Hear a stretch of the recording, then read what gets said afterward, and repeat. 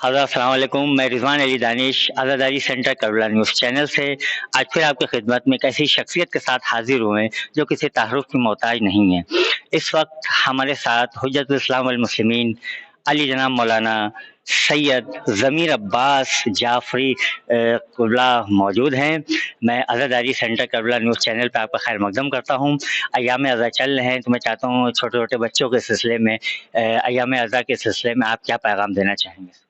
بسم اللہ الرحمن الرحیم۔ بہت بہت شکریہ پہلے آپ کا اور تمام مومنین کا جو ہمارے ویورز ہیں۔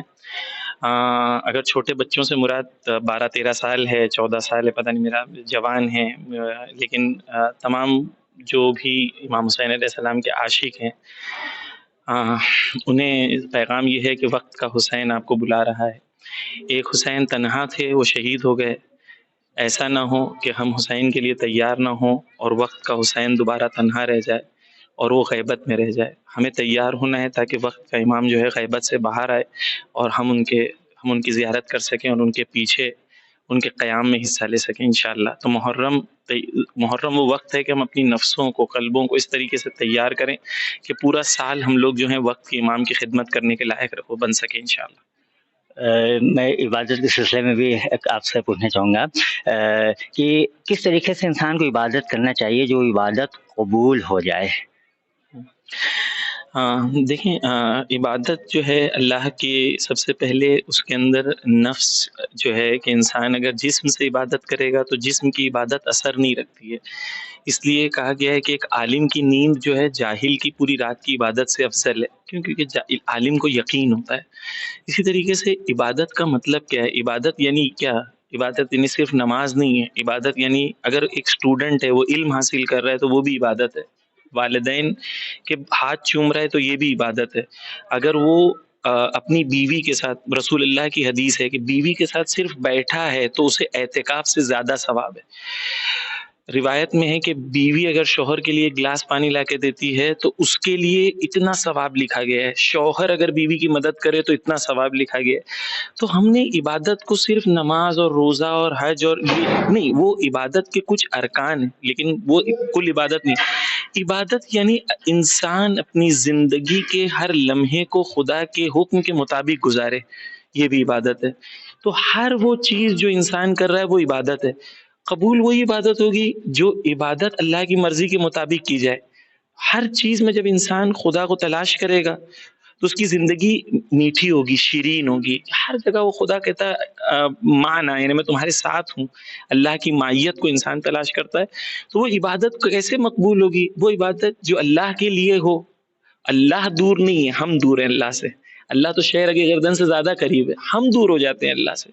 تو اللہ قریب ہے، ہمیں یہ دوری کو ختم کرنی ہے۔ ہم دوری کو کب ختم کریں گے؟ جب ہم اپنے اندر خلوص لے کے آئیں گے۔ ایک لمحے کے لیے حضرت موسیٰ کے زمانے کا واقعہ ہے کہ حضرت موسیٰ جب وہاں پہ گئے کوہ طور پر تو ایک بندہ تھا جو سب سے گنہگار تھا اور خدا عذاب دینے والا تھا۔ خدا نے کہا میں نے عذاب کو ڈیلے کر دیا۔ تو پوچھے کیوں ڈیلے کیا؟ تو بولے وہ جو بندہ ہے نا اس کی وجہ سے۔ تو وہ کہے یہ تو گنہگار بندہ تھا ہمارے محلے کا۔ تو کہا نہیں، وہ رات دن میں گنہگار تھا، رات کو تم نے نہیں دیکھا کس طریقے سے وہ رو رو کے گڑ گڑا رہا تھا، اس کے رونے اور گڑ گڑانے کی وجہ سے میں نے پورے محلے کو بخش دیا۔ تو عبادت یعنی کیا؟ عبادت یعنی پوری زندگی خدا کے لیے، وہ ایک لمحے کے لیے۔ اس کو نہیں پتا ہے کہ کیا ایک واقعہ، ایک ظاہر کا واقعہ ہے کہ وہ امام حسین علیہ السلام کی زیارت کرنے جاتا ہے۔ تو وہ عالم دین ہوتے ہیں، وہ زیارت کرنے جاتے ہیں، راستے میں دیکھتے ہیں کہ ایک چوپان ہے راستے میں، وہ ان کو ملتا ہے، کہتا ہے کہ عبادت، یہ میں اس کے لیے کہہ رہا ہوں کہ عالم ہونا ضروری نہیں ہے، خلوص ہونا ضروری ہے۔ تو وہ چوپان رہتا ہے، چوپان دیکھتا ہے کیا کر رہے ہیں، تو چوپان جو ہے وہ چروا، وہ جو ہے بکریوں کو چرا رہا تھا۔ اس کے بعد ان سے پوچھتا ہے عالم دین سے کہاں جا رہے ہو؟ تو بول رہے کربلا۔ تو بولے کربلا کیوں جا رہے ہو؟ یہیں سے زیارت کرو، جواب آئے گا۔ تو عالم دین ایک دم چوک گئے، بولے کہ آپ کر سکتے ہو؟ تو بولے ہاں میں کر سکتا ہوں۔ وہ کربلا کا رخ کیا، اس نے کہا السلام علیکہ یا ابا عبداللہ، وہاں سے جواب آیا علیہ السلام۔ تو وہاں سے جواب آیا یردون سلامی، امام خود بولتے ہیں میں جواب دیتا ہوں، ہم سن نہیں پاتے کہ ہمارے گناہوں کی وجہ سے۔ امام وہاں سے جواب دے رہے ہیں، کس کو؟ ایک چوپان کو، ایک چرواہے کو۔ کیوں؟ کیونکہ اس کے اندر خلوص ہے۔ عبادت وہ ہے جس کے اندر خلوص ہے، اس لیے قیامت میں وزن کیا جائے گا، اعمال گنا نہیں جائے گا۔ وہ عبادت جس میں وزن ہوگا، جس میں خلوص ہوگا.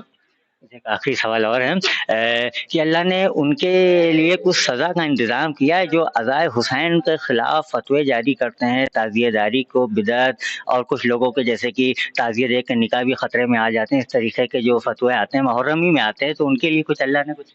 ہاں، پہلے تو اللہ کے چھوڑ دیں، پہلے ہم لوگ اپنے آپس کے سیٹلمنٹ کر لیں. ہم لوگوں کو یہ سب چیزوں سے پرہیز کرنا چاہیے. دشمن چاہتا ہے کہ مسلمان آپس میں لڑیں، مومنین آپس میں لڑیں، گروہ بازی ہو، ہر چیز سے پرہیز کریں. یہ چیز خود بند ہو جائے گی جب اس کا جواب دینا بند کر دیے. ہم لوگ خود اس کو فروغ دیتے ہیں، اس کو ایشو بناتے ہیں. آپ ایشو نہ بنائیں. وہ چاہتے ہیں کہ آپ ایشو بنائیں اور آپ ایشو بناتے ہیں. ہم ایشو بناتے ہیں، ہم ایشو نہ بنائیں. وہ کہتے ہیں کہنے دیں، ان کے کہنے سے کیا ہوتا ہے؟ یہ حق تو حق ہے نا، لیکن ہم ان کا جواب دیں، پھر وہ ان کا جواب دیں. یہ برٹش نے ہمیں سکھایا ہے. جب 1857 کے بعد جو ہندوستان میں مسلمانوں نے تحریک کی تھی، اس کے بعد برٹش نے ہندوستان میں شیعوں کے اندر، وہابیوں کے اندر، سنیوں کے اندر، ہندوؤں کے اندر، ہر جگہ اپنی آرگنائزیشنز بنائی تھی آپس میں لڑوانے کے لیے.